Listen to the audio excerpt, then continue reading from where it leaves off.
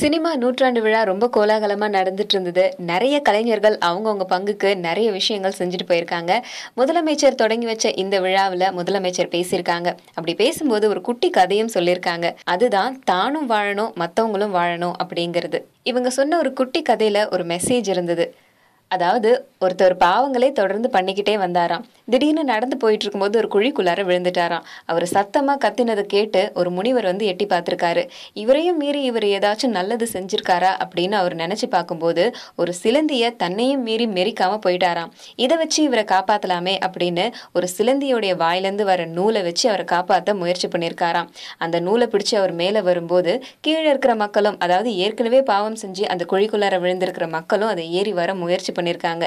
இவர் திடீர்னு ஒரு கத்தி எடுத்து அதை வெட்டி விட்டாராம். இவர் செஞ்ச இந்த பாவத்தினால சிலந்தி வாயிலிருந்து வந்த நூல் ரொம்ப மெலிசாயிட்டு அவரும் கீழே விழுந்துட்டாராம். இதுல இருந்து என்ன சொல்ல வராங்க அப்படின்னா, அவர் ஏற்கனவே செஞ்ச நல்லதுனால அந்த நூல் ஸ்ட்ராங்கா இருந்தது. இப்ப செஞ்ச பாவத்தால அது ஸ்ட்ராங் இல்லாம அதனுடைய வலிமையை இழந்து அவரும் கீழே விழுந்துட்டாரு. இந்த மாதிரி தான் சினிமா துறையில பல பேரு தன்னுடைய குடும்பம் மட்டும் வாழணும் அப்படிங்கிறதுக்காக திரைத்துறையை யூஸ் பண்ணிக்கிட்டாங்க. மத்தவங்களும் வாழணும், அவங்களும் வாழணும்னு நினைக்கணும் அப்படிங்கறத சொல்லியிருக்காங்க.